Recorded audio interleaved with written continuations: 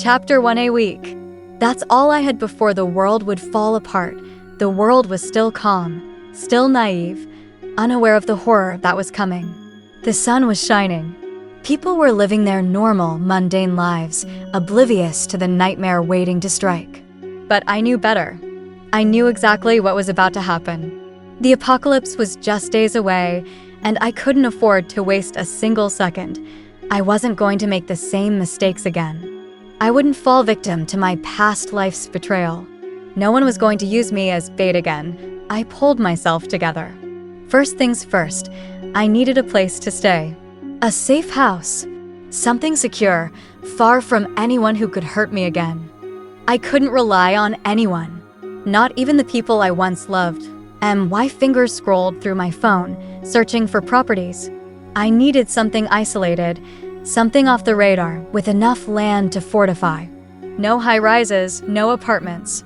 I'd learned the hard way that the world would turn on you, and people would throw you to the wolves without hesitation.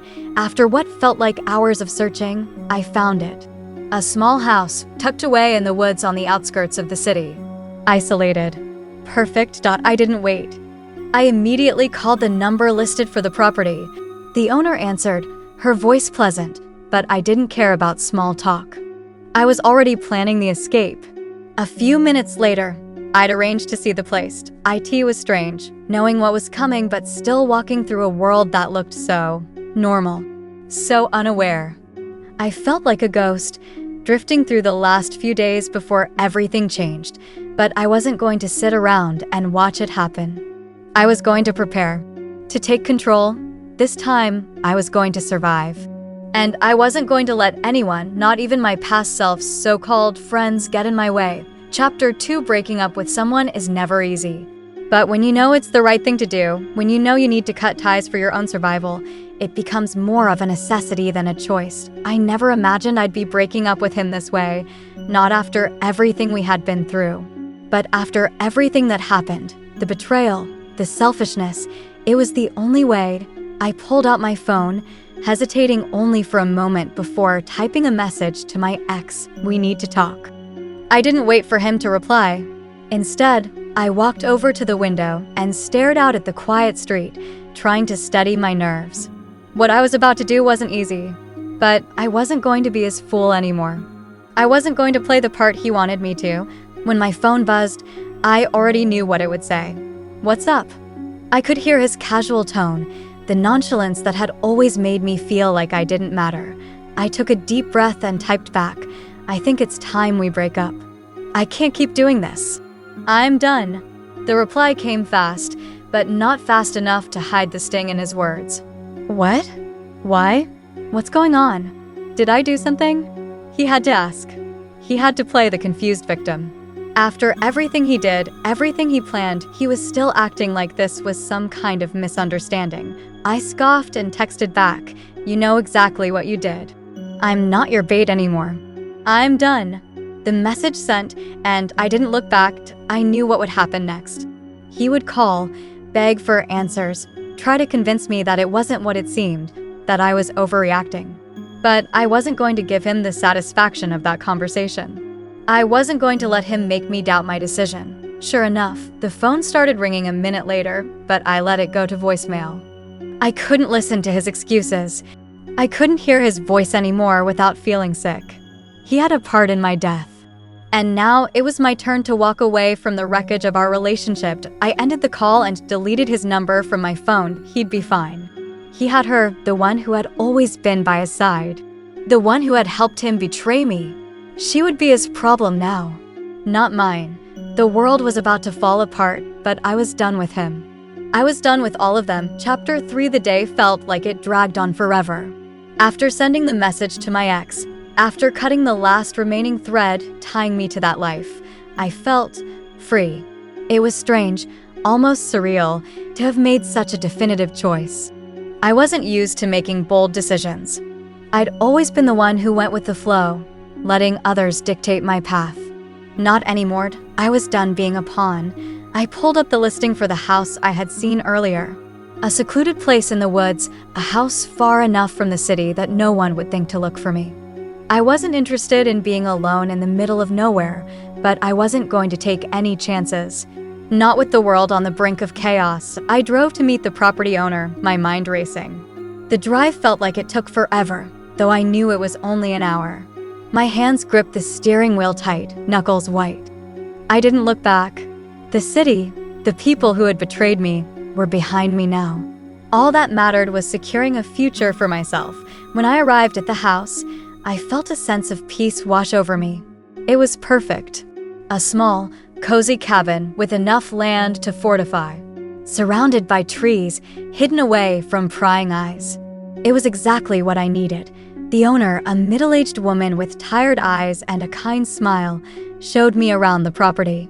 She seemed eager to sell, almost desperate, as though she were getting out before the inevitable crash. She didn't know what was coming, but I could see it in her eyes. People like her, the ones who were still living their lives as if everything were normal, were the ones who would get caught off guard. I didn't want to be one of them. I handed over the money for the house and signed the papers without hesitation. I didn't think twice. I wasn't about to wait around for the world to collapse. I'd prepare now while I still had time. The house was mine now. I spent the next few hours exploring, thinking of ways to fortify the place, planning for every possibility. I wasn't just thinking about the zombies. I was thinking about people, the ones who would come looking for shelter, for supplies. And when that time came, I needed to be ready. As night fell, I sat on the porch, the cool breeze carrying the scent of pine through the trees. I could hear the faint rustling of the woods around me, but there was no one here to hurt me. For the first time in a long time, I felt like I was in control of my own life, but it wouldn't last. I knew that. The storm was coming, and when it hit, I was going to be ready. Chapter 4. The next few days passed in a blur. The world outside remained blissfully unaware of the impending disaster, and I, in my little corner of isolation, did everything I could to prepare for the worst. The house, while cozy, was far from perfect. It needed work, fortifying the doors, installing metal shutters on the windows, creating escape routes. I wasn't about to rely on luck. I didn't trust anyone to come to my aid, not this time. And I wasn't going to be caught off guard like I was in my previous life. I'd seen the chaos that came with the first waves of infection, the panic, the confusion, the betrayal. I wasn't going to be the victim again. I spent my mornings fixing up the house and my evenings on the lookout. The news reports were growing more concerning by the day, but they still hadn't caught on to the full scale of what was happening. There were whispers of strange disappearances, people falling ill, the early signs of something much worse. But it was all still being swept under the rug, like everything else in the world. As I worked, I thought about what it would be like when it all finally fell apart. Would people try to break into my house? Would they come for my supplies? I couldn't afford to let my guard down. I needed more than just a house. I needed protection, weapons, supplies. I set up a small area in the garage for weapons. I didn't have much experience with them, but I knew how to use the basics. A few pistols, some knives, and a few homemade traps. Nothing fancy, but enough to give me a fighting chance. There were times when I wondered if I was overthinking it, if the world would somehow right itself before everything went south. But deep down, I knew better. I couldn't afford to gamble. The world as I knew it was a ticking time bomb, and it was only a matter of time before it exploded. By the time I had everything I needed, food, water, tools, the world still seemed oddly quiet. The neighborhood around my new house was peaceful, even charming. People went about their routines like it was any other day. It almost felt wrong to be so calm while the storm was brewing just beyond the horizon. I knew, though, that when the chaos hit, it would be sudden. People wouldn't know what to do. They'd panic. And in that panic, they'd turn on each other. I had no intentions of becoming a part of that chaos. I wouldn't be running through the streets begging for a place to hide. I wasn't going to be caught unprepared. The storm was coming and I was ready for it. Chapter 5. It started small. A few odd reports here and there. People falling ill with strange symptoms. News of strange behavior from the sick, a growing number of accidents, more and more people disappearing without a trace. But no one connected the dots yet. Not until it was too late. I didn't wait for the world to catch up. I already knew the signs, the way things would spiral out of control. I could feel it in my bones, the tension in the air, the unease that seemed to grow with every passing day.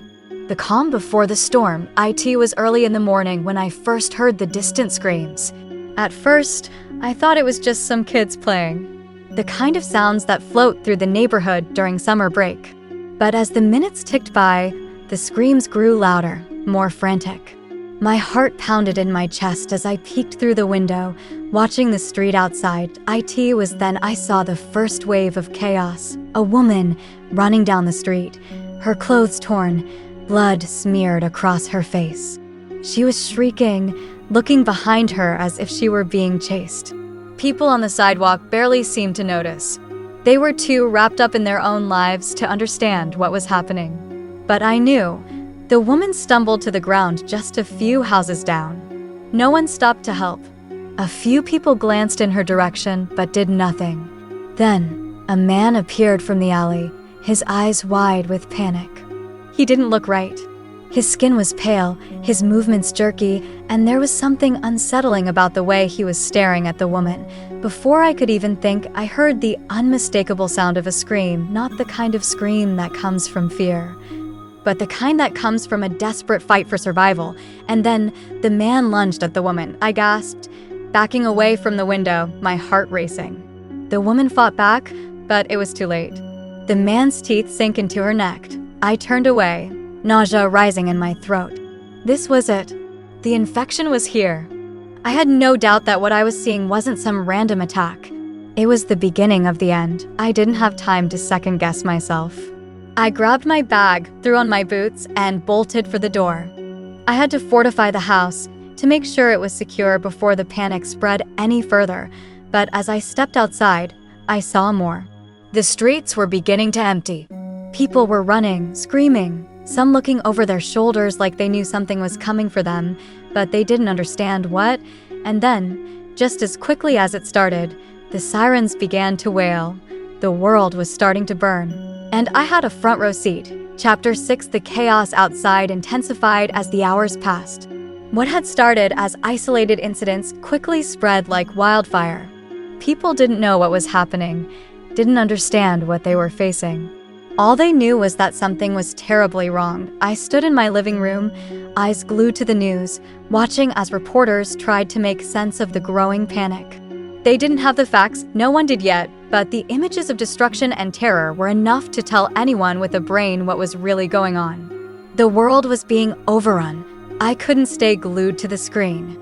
I had a plan, and it wasn't about sitting back and waiting for someone else to save me.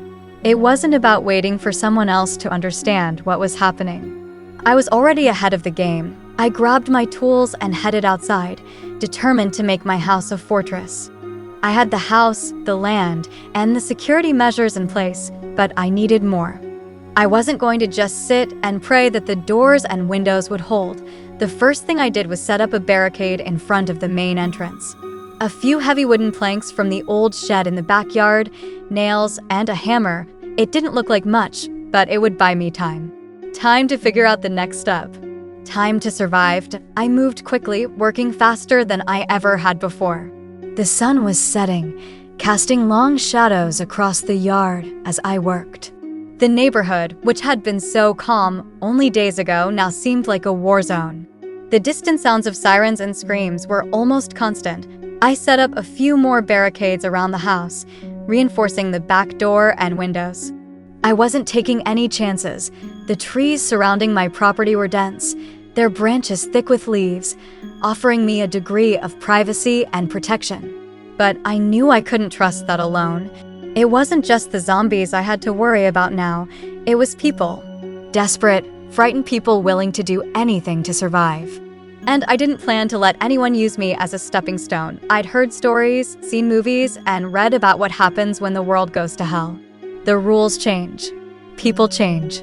If I wanted to survive, I had to be ready for anything to be. By the time I finished securing the house, the world outside was more dangerous than ever. The news reports were flooding in with images of cities falling, armies trying and failing to contain the outbreak. But none of that mattered to me now. What mattered was that I had a place to survive. A safe place, and I wasn't going to let anything take that away from me. Epilogue. Rebuilding the world I knew was gone. The cities I once lived in, full of bustling life and endless opportunity, were now just remnants of a time lost forever. The streets I had walked on, the places I had once called home, now lay silent, overtaken by chaos. The infection had spread far and wide, consuming everything in its path, but somehow I survived. IT wasn't easy, and it wasn't always pretty. There were moments of fear, of doubt. There were days when the weight of the world felt too heavy to carry, but I carried it anyway.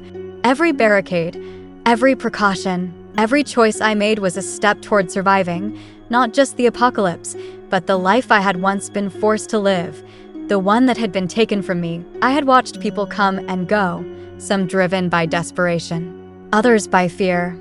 Some tried to break into my sanctuary, seeking shelter, food, anything to survive. But I had learned quickly not to trust. I had built my life around survival, and that meant doing whatever it took to protect what I had. As the days turned to weeks and the weeks into months, the landscape around me shifted. The chaos outside faded, and a new sense of normalcy began to form. People had adapted, or at least tried to. The world had gone quiet, but it wasn't the silence of peace. It was the silence of survival, of living in a world that no longer cared about the things it once did. But there was one thing I had learned from it all. Controlled. I had control over my life, my future. I had a choice now. I could rebuild, not just for myself, but for the future I was determined to create. The future that would be different, not governed by betrayal or weakness, but by strength, by survival. I stood on the porch of my house one evening, looking out into the horizon. The sun was setting, painting the sky in shades of red and orange.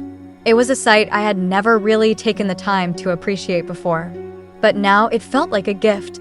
The future was uncertain, but I knew this much: it was mine to shape, and this time, I wouldn't let anyone take it away from me.